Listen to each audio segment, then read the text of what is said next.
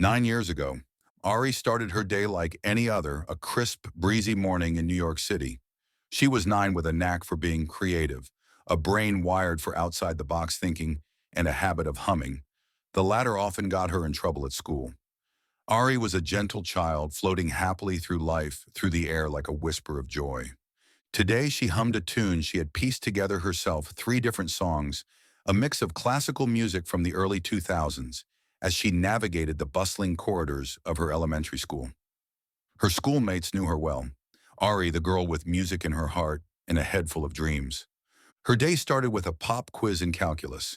Mr. Thompson, her math teacher, handed her paper back with a knowing smile. She had aced it, of course. She blushed and mumbled a thanks, the melody still playing at the back of her mind. Her day continued with a series of ordinary schoolwork: history, science, chemistry, and English. Lunchtime brought a welcome break. She found her usual spot under the big oak tree in the courtyard. It was a place of solace amidst the chaos, where she often sat with her friends and talked about everything and nothing. Today was no different. As they chatted and laughed, Ari couldn't help but hum softly. "What's that tune?"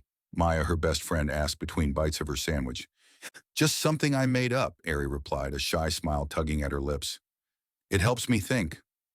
"Hum an actual song for once," Maya said jokingly. Lunch always seemed to be over instantly.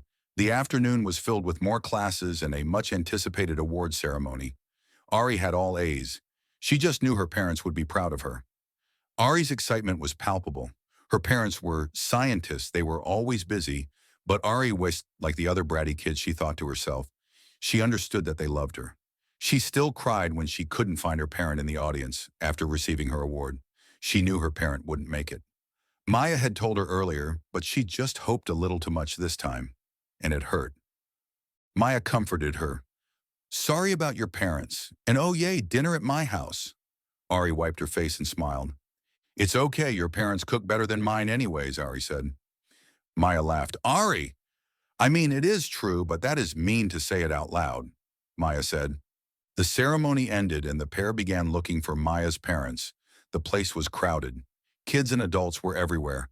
Ari bumped into a man and promptly said, "Sorry." He smiled back, telling her it's okay, then moved along. "Congratulations on the straight A's, girls." Maya's mom walking up and high-fiving them both. "Are you girls ready to go? We are having spaghetti tonight, is that okay?" Maya's mom asked. Maya objected. "Wait so we get choices when she comes." Maya's mom laughed. "Actually, there are no choices, it just sounds polite and homely." They all laughed. Maya's dad pulled up to pick them up in the car and they piled in as he greeted the girls and told them both good job. As usual, he waited patiently for 3 seatbelt clicks before he started driving. Their home was only a few minutes from the school. Her dad parked in the driveway. Maya's mom told her that her stayover bag was upstairs. They all knew the routine these dinners tended to turn into sleepovers. They began exiting the car. All of them barely had a foot out before they were surrounded. "That is the girl, the man she bumped into earlier." She remembered his voice.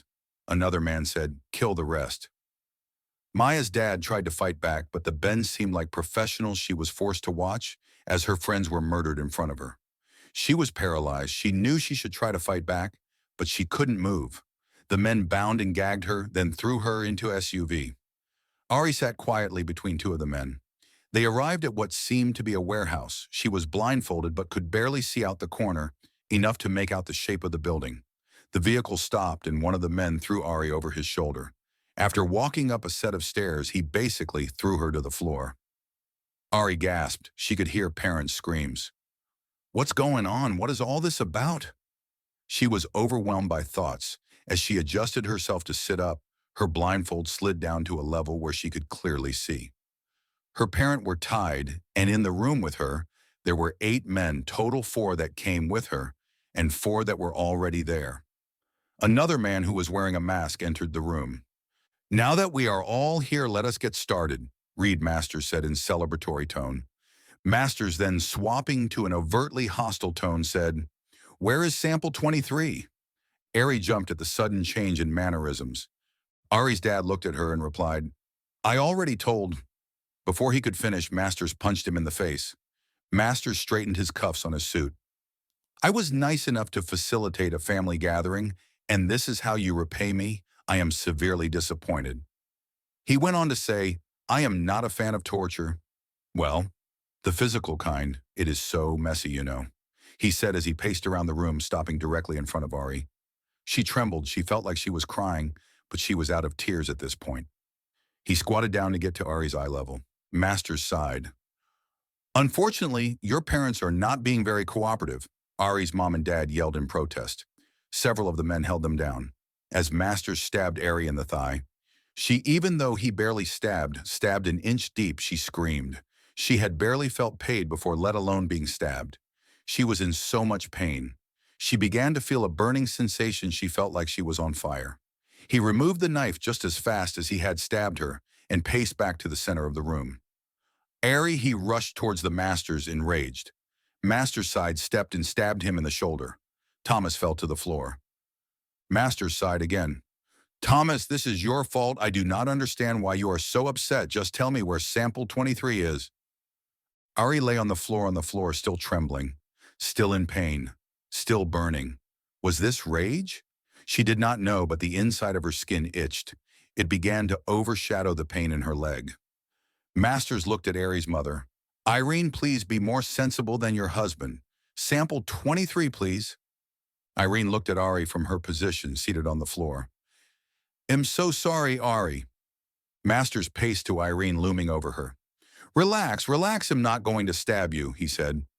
But my patience is wearing thin, he yelled, as he began stomping on Irene's leg till it broke.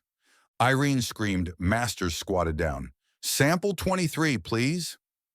Irene glanced at Ari. Ari was now laying on her side, convulsing. Masters met Irene's gaze, then looked back at Ari. I see. Grab the girl, kill the parents, Masters said.